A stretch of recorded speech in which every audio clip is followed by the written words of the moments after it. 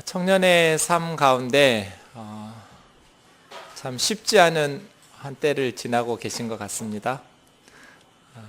늘 말씀드리지만 제가 대학을 졸업할 때는 대학은 공부하는 곳이 아니었어요. 스펙 쌓는 곳 아니었죠. 낭만을 즐기는 곳이었어요. 저만 그런 거 아니에요? 제 친구들도 다 그랬어요. 그래도 그때는 매년 10% 이상씩 우리나라 경제가 성장률을 보였기 때문에 연말이 되면 회사들마다 신입사원을 모집하려고 학교들로 이렇게 찾아다녔어요. 근데 지금은 이력서를 100군데도 넣는다고 그래요. 지원서를 그렇게 많이 내도 면접 보러 오라는 데가 많지 않다고 그래요. 그 말을 들으면서 청년들의 삶이 참 힘들겠다는 생각을 해봅니다. 이럴 때일수록 중요한 것 있습니다. 자신의 정체성을 분명하게 하는 것입니다. 내가 누구인가? 대개 사람들은, 사회학자들은 세 가지로 자신의 정체성을 설명하려고 하는 것 같습니다. 내 속에 있는 에고, 욕망이죠.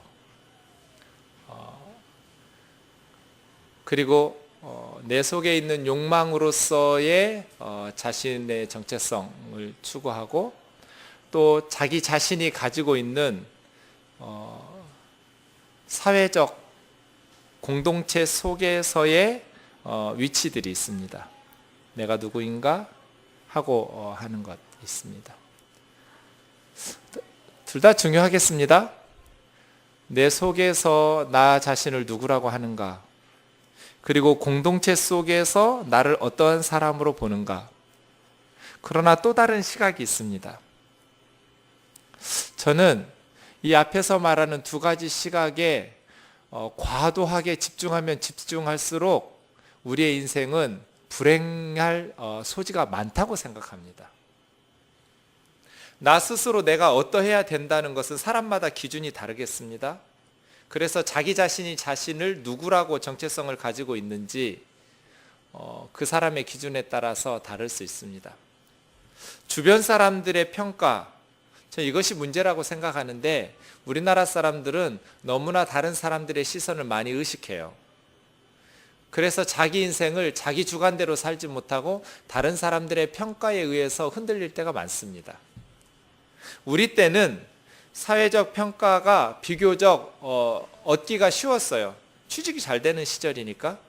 그런데 요즘은 대부분 젊은이들이 원하는 직장 일자리는 부족하고, 대부분 많은 청년들이 비정규직이 850만 명이라고 그래요.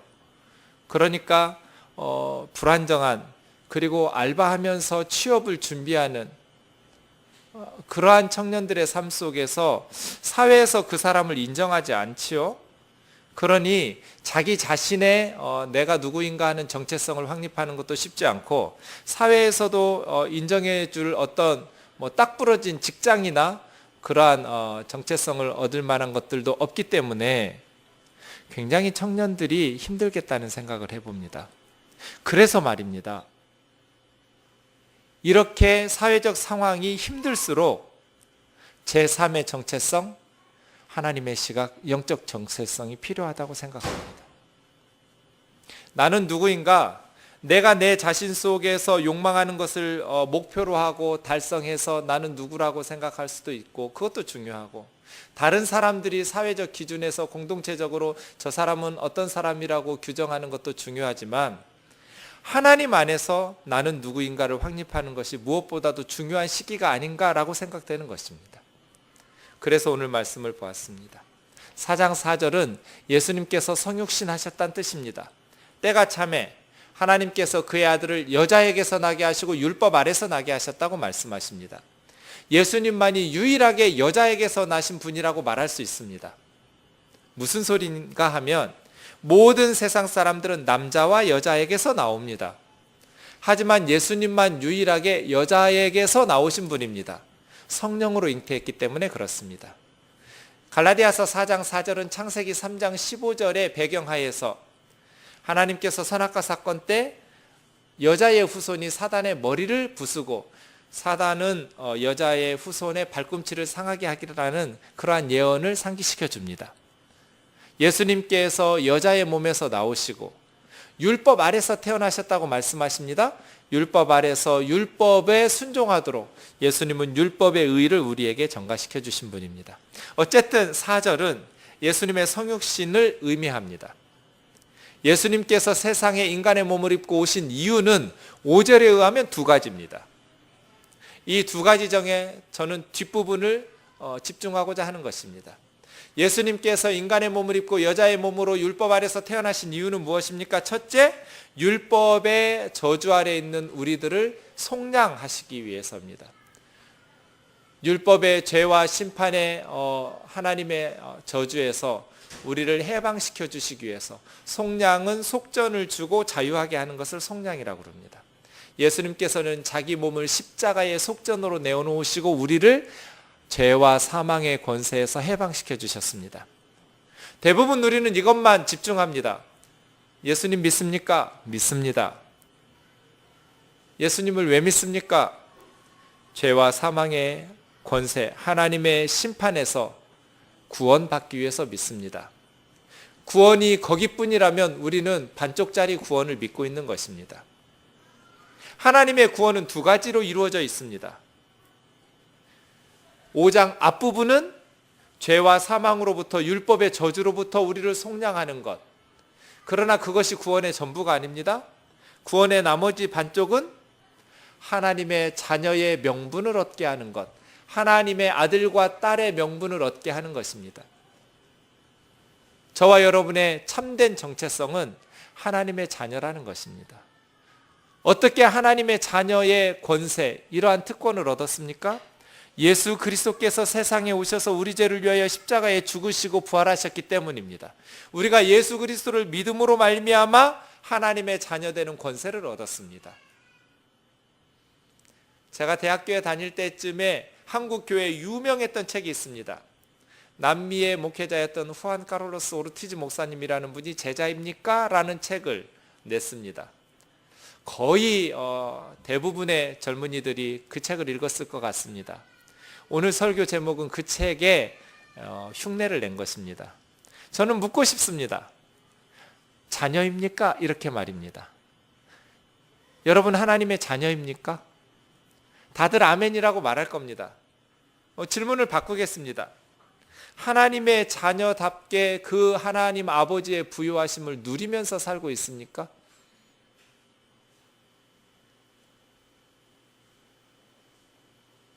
저는 이것이 오늘날 한국교회의 문제라고 생각합니다. 성도들이 하나님의 자녀됨의 부요함을 누리지를 못합니다. 나의 진짜 정체성은 하나님의 자녀라는 것이거든요. 어떻게 하나님의 자녀가 되냐면 예수 그리스도께서 여자의 몸에서 나시고 율법 아래 나심으로 우리를 자유하게 해주신 거예요. 하나님의 자녀 삼아 주셨어요. 그런데 우리는 예수 그리스도를 믿음으로 말미암아 죄와 사망의 권세에서 자유케 된 것은 믿으면서도 이 바울이 말하는 예수님이 성육신하신 두 번째 목적, 아들의 명분을 얻게 하려 하심이라, 이 아들의 명분을 얻게 하신 것에 그 은혜를 누리지 못하고 사는 것 아닌가 하는 생각이 듭니다. 제가 오늘 45년 만에 아침에 눈 떠서 처음으로 기도를 바꿔서 했습니다. 아마 이 설교를 준비하면서 그랬을 겁니다.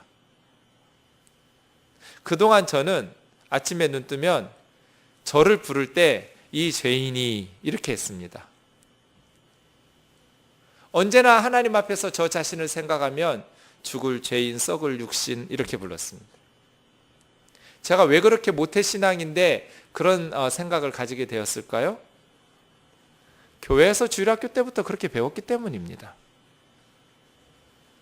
내가 예수 그리스도를 믿음으로 하나님의 아들이 되었는데, 하나님의 아들이 되었으면 하나님 아버지의 부요하심을 누리면서 살아야 되는데 그렇게 살아본 적이 별로 없어요. 우리는 예수 그리스도를 믿고 구원받을 때는 그 믿음으로 되는데, 그 다음 하나님의 아들답게 딸답게 아버지의 복을 누리고 아버지의 사랑을 받기 위해서는 예수 그리스도의 성육신과 십자가의 그 은혜를 믿음으로 얻는다는 생각을 못하고 내가 아들답게 딸답게 뭔가 하나님에게 해야 된다고 생각하는 거예요. 그래서 아버지의 자녀로서의 부요함을 누리지 못할 때가 너무나 많습니다. 뜨인돌교회 담임 목사 됐을 때 이건 여성교회에서 결정해서 진행 중인 사항이었지 저에게 미리 물으신 게 아니에요. 결정해놓고 진행하다가 저한테 지나가는 말로 하신 거예요. 의견을 물으신 게 아니었어요. 담임 목사님 생일이니까 우리 여성교회에서 돈을 걷었어요. 그래가지고 생일 선물을 준비하려 하고 장을 받아가 생일상을 차리려고 그랬어요. 그래서 제가 정말 곱하기 1000만승 싫습니다 그랬어요. 그냥 싫은 게 아니라 진짜 싫다고. 제발 하지 마시라고. 생각해 보세요. 여성교 회원들 중에는 뭐 얼마 걷었는지 모르지만 10,000원씩 걷었다고 해보세요. 담임 목사님 생일 선물 사준다는데 뭐 반대할 의견 크게 없었겠지만 지금 생활이 너무 어려서 10,000원도 부담스러울 수 있어요. 그런데 안 낼 수는 없고 뜨인돌교회 다니려면 내야죠. 냈어요. 그걸로 선물 사고 생일상 차리면 지금은 아니지만 그때는 새파랗게 젊었어요. 제가 새파랗게 젊은 목사가 생일상 받아 먹으면 제 마음이 편할까요? 어려운 여성교 회원들이 있으면 집사님들은 내지 마세요. 우리끼리 낼게요 하면 안 내는 성도들은 마음이 편할까요? 그럼 모르게 하죠. 모르게 하면 또 나중에 알게 되면 기분 안 나쁠까요? 어떤 식으로 해도 부담을 주고 기분 나쁜 일이에요. 그런 거 왜 해요? 저는 제 생일이면 그냥 아내가 차려준 미역국 먹고 우리 식구들끼리 케이크에 촛불 끄면 그거면 충분해요. 굳이 목사를 기쁘게 하겠다고 선물 준비하고 생일상 차리는 거 원치 않아요. 그런데 왜 그런 일을 하실까요? 제가 특별히 예뻐서가 아니라 한국 교회에서 그렇게 배워오신 거예요. 그래야 복 받아요. 제가 당신 그렇게 목회하면 성도들이 복을 못 받는다고, 목사가 대접을 받아야 성도들이 대접하는 성도들이 복을 받는다는 소리를 몇 번쯤 들었을까요? 거짓말 좀 덧보태면 121번 들었어요. 수많은 사람에게 들었어요. 목사가 대접을 받아야 성도들이 복을 받는다. 그래서 한국교회 성도들은 예수 그리스도를 믿음으로 천국 가고 죄사함 받고 구원 얻는 이 갈라디아서 4장 5절의 앞부분은 믿으면서 하나님의 아들의 명분을, 예수 그리스도를 믿음으로 얻을 수 있고, 그래서 우리가 하나님 자녀 되었으니까 이제 하나님의 사랑을 누린다라는 것을 생각을 못하는 거예요. 하나님 아버지의 사랑을 누리기 위해서는 우리가 뭔가를 해야 되는 거예요. 기독교와 다른 종교의 가장 큰 차이점이 뭡니까? 기독교는 은혜예요. 다른 종교는 공로예요. 내가 복받기 위해서 선행을 하고 득도하고 착한 일을 하는 거예요. 그런데 기독교가 똑같이 닮아가요. 믿음으로 은혜로 시작했다가 구체적으로 삶으로 들어가면 하나님의 자녀의 명분, 하나님의 아들과 딸로서의 정체성을 잃어버리고 노예처럼 살아요. 왜냐? 목회자들이 그렇게 가르치기 때문이에요. 당신 그렇게 기도 안 해가지고 복 받겠느냐고, 당신 그렇게 헌금해가지고 복 받겠느냐고, 그렇게 예배 빠져가지고 복 받겠느냐고 다 이렇게 말해요. 저는 주일학교 때부터 길들여졌어요. 예배 시간에 늦으면 선생님이 그렇게 말해요. 너 대통령 만나러 갈 때 늦어 안 늦어? 제가 아무리 삐딱해도 대통령 만나러 갈 때 늦는다고 대답은 안 해요. 일찍 가서 기다려서 늦지 않게 가겠죠? 안 늦어요. 너 하나님이 높아? 대통령이 높아? 제가 아무리 믿음이 없어도 대통령을 하나님보다 더 높은 사람이라고 보진 않아요? 하나님이 높아요. 근데도 하나님 앞에 예배하는 시간에 이렇게 늦어서 하나님이 네 예배 받으시겠어? 그렇게 신앙을 배웠어요. 그래서 저는 하나님 생각하면 좋은 아빠라기보다는 두려우신 훈장 선생님 같았어요. 회초리 들고 또 무슨 율법을 어기나 이렇게 돋보기 너머로 나를 감시하시는 분? 하나님께서 기뻐하셨을까? 그렇지 않았을 거예요. 두 딸을 입양한 집사님을 제가 알아요. 어느 날 모임을 했는데 아빠가 둘째 딸을 칭찬했어요. 둘째 딸이 아빠가 새벽 일찍 출근하는 분이에요. 그런데 이분들은 입양했다라는 것을 오픈하고 키웠어요. 아파서 낳지 않고 가슴으로 사랑으로 낳아서 너희를 입양해서 키운다. 갓난아이 때부터 입양했는데 그렇게. 근데 둘째가 5, 6시에 출근하는 아빠를 일어나서 현관문까지 가서 아빠 잘 다녀오세요 하고 인사하는 거예요. 그래서 막 칭찬하고 다들 효녀라고 했는데 저는 그 말을 듣는 순간 이상했어요. 유치원 다니는 애가 새벽 5시, 6시에 출근하는 아빠 출근 잘하고 오라고 인사하는 건 이건 비정상이에요. 그렇죠? 그래서 엄마한테 물었어요. 이거 뭔가 문제 있지 않냐? 그랬더니 그 엄마가 너무 가슴을 아파하면서 눈물을 글썽이면서 말해요. 목사님, 얘를 내가 배 아파서 낳았어도 제가 저러겠어요? 1000번 만번 말하는 거예요. 네가 실수를 해도 공부를 못해도 잘못을 해도 엄마는 너를 사랑한다. 그런데 아이는 그게 안 돼요. 또 버림받을까 봐. 엄마 나 잘했죠. 나 착하죠. 나 이쁘죠. 끊임없이 눈치를 보면서 살아요.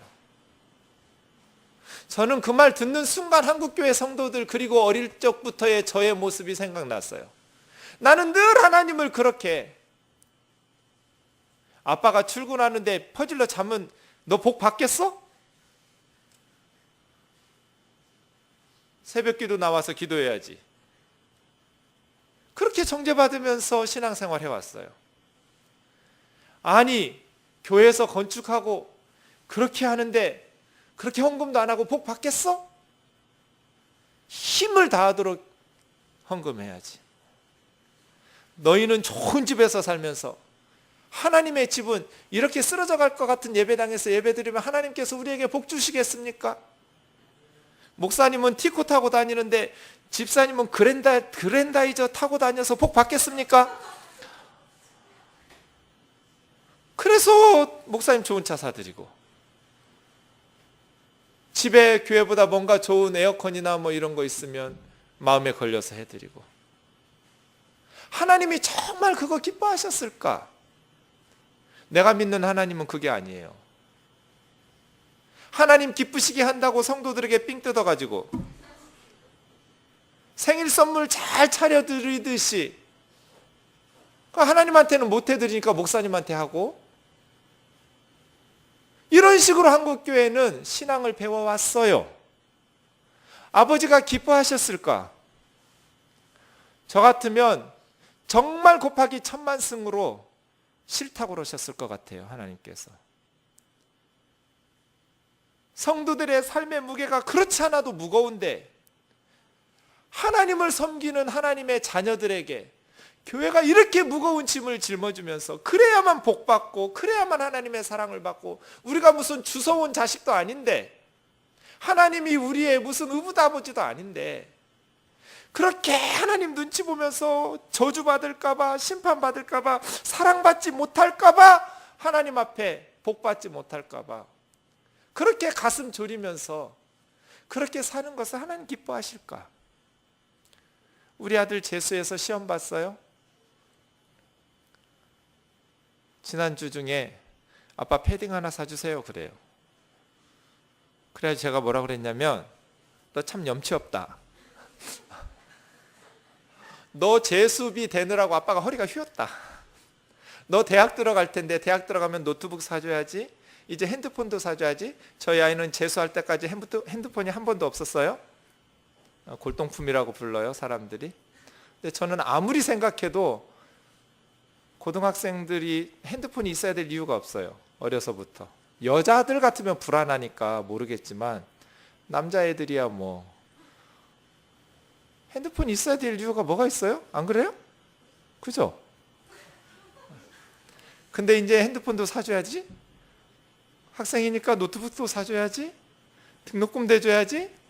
근데 패딩까지 사달라고? 너 참 염치 없다. 그랬더니 그럼 포기할게요 그래요. 근데 뭐 아무런 죄책감이 없어요 애가. 너무나 뻔뻔하고 당당해요. 제 아내한테 물었어요. 아이에게 패딩이 필요하냐? 당신 지금 우리 애가 패딩이 언제 거 입고 있는 줄 아느냐고. 내 모르지. 초등학교 때 산 거 지금까지 입고 있다고. 얘가 살이 안 쪘어요. 길어지기만 해서 팔만 짧아졌을 뿐 지금까지 입은 거예요. 그럼 사줘야지. 만약에 분위기 바꿔보세요. 저희 아이가 저를 보면서 볼 때마다 아빠 이 죽을 죄인이 재수를 해서 아버지 허리가 휘셨네요. 이 썩을 육신이 그냥 입어도 될 패딩을 염치도 없이 사달라고 아빠에게 부탁했으니 그러면서 아침에 일어날 때마다 눈치 보고 밥 먹을 자격도 없어요. 그랬다면 제 마음이 편할까요? 전혀 원하지 않을 겁니다. 넌 내 아들이야. 행복하게 살아. 자유롭게 살아. 하나님은 어떨까요? 너 새벽 예배 또 못 나오고 또 잤니? 그래서 복 받겠니? 또 너 자신을 위해서 돈 쓰고 시간 쓰고 재능 다 쓰면서 하나님을 위해서는 하나도 안 바쳤니? 너 그래가지고 복 받겠니? 내가 너를 사랑해 줄 것 같아? 그렇게 말씀하실까요? 그렇지 않습니다. 만약에 어느 권사님이 우리 목사님은 정말 선물 받는 걸 좋아하셔. 그래서 우리 여성교회 회원들이 열심히 모아가지고 옷도 사주시고 선물도 사주시고 하면 정말 기뻐하실 거야 하면서 열심히 삥 뜯어가지고 한다고 해보세요. 그건 저를 아는 게 아니에요. 뜯어 말길 거예요. 말 안 들으면 교회 쫓아낼 거예요. 나 정말 싫다고. 하나님은 어떨까요? 우리 하나님은 어떨까요? 정말 우리들이 말하고 있는 것처럼 우리 하나님께서는 우리가 빚을 져가면서 건축원금하고 빚을 져가면서 자식 교육 포기하면서까지 하나님 앞에 바쳐야만 하나님이 복을 주시고 기뻐하시고 잘했다고 칭찬해 주실까요? 그렇지 않습니다. 이러면 말이 됩니다. 여성교회 회원들이 만 원씩 걷어가지고 우리 동네에 자녀가 없는 할머님 계신데 생신이 되어도 찾아오리 한 분 없는 분 계십니다. 그 할머니 위해서 우리 여성교회에서 선물, 날도 추우니까 내복이라도 좀 한벌 해드리고 생신상을 차려드립시다. 저는 너무너무 기뻐하면서 잘했다고 할 거예요. 우리 하나님도 그러실 것 같아요.